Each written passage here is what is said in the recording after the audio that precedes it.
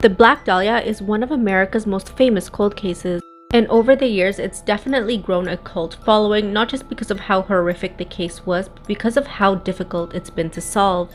Now this case takes us back to January 15th of 1947 in Los Angeles. That was when a woman was going out for a walk with her young child when she came across a body on Leimert Park. Now at first the woman thought that the body was actually a mannequin because of the way it was positioned. But when she took a closer look, she realized what was actually going on. The body would turn out to be that of 22-year-old Elizabeth Short. And essentially, her body had been cut in half and drained of almost all of its blood. And her organs had been removed from her body and neatly tucked underneath her. But it gets even worse. Chunks of flesh were also missing from her body. And in her stomach, they discovered feces, which led authorities to believe that she had been forced to eat them before she passed away. But not only that, her face had also been cut from ear to ear, giving her a very eerie smile similar to that of the Joker. Because her body had been drained of almost all of its blood, authorities immediately believed that she had had her life taken elsewhere and then her body had been transported. And next to her body were also a few old cement sacks that had bloodstains on them, which police believe were used to transport her body. And because Elizabeth had applied for a job as a clerk within the US Army, it was fairly easy to identify her using her fingerprints. But they also discovered that she had been arrested for underage drinking. And sadly, this didn't do very much to help her case at all. Once the media outlets heard about her underage drinking, they took this and absolutely ran with it. And instead of painting her as a woman who was the victim of a horrific crime, the media outlets just painted salacious stories of her. Instead, they ended up branding Elizabeth Short as some sort of sexual deviant, with some of the stories claiming that she knew well over 50 men and was even seen with approximately 25 men in the 60 days leading up to her passing. With some media outlets even claiming that she was some sort of tease and that she liked to do this for fun because she was apparently a lesbian. But none of these stories were ever proven as factual, and they all just stayed as rumors. But the press did go on to give her the name that we now know her as, the Black Dahlia. And that was because apparently she liked to wear a lot of black sheer clothing, which was in reference to another movie called The Blue Dahlia that was out at the time. As the press dug a little bit deeper, they did come to know that she was an aspiring actress in Hollywood. And although she didn't have any film credits to her name at the time, she was trying to make it. And sadly, she had only been in LA for 6 months before she passed away, working as a waitress. Then on January 21st, about a week after the body was found, the Examiner received a call from a person claiming to be the murderer. And as proof, they said that they would be sending several of her belongings to the newspaper.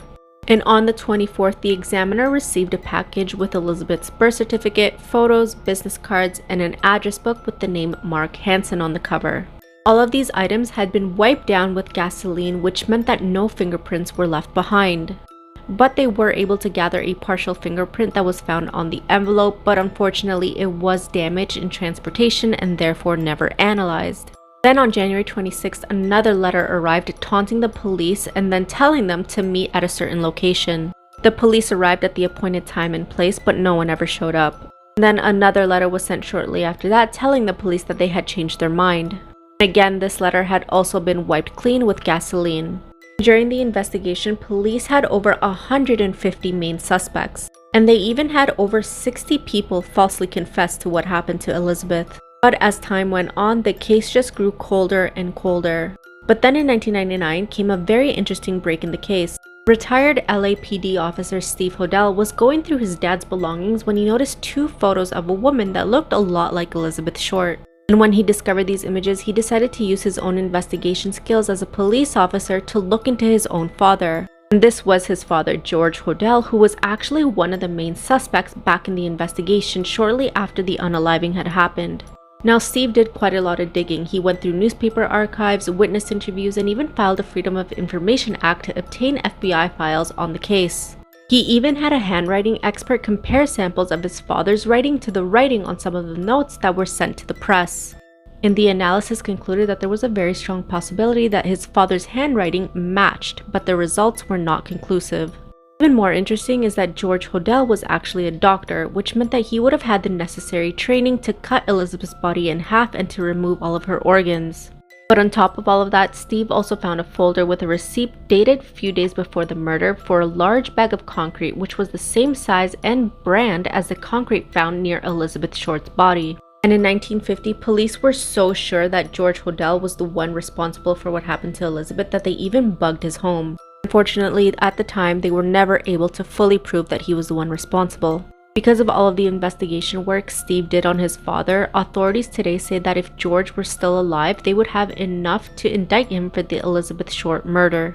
But to this day, there are still people continuously confessing, and that number has reached well over 500 people. Unfortunately, we still don't know 100% sure who was responsible for taking the life of Elizabeth Short. But like always, let me know in the comments, do you think George Hodel did it, or do you think it was somebody else?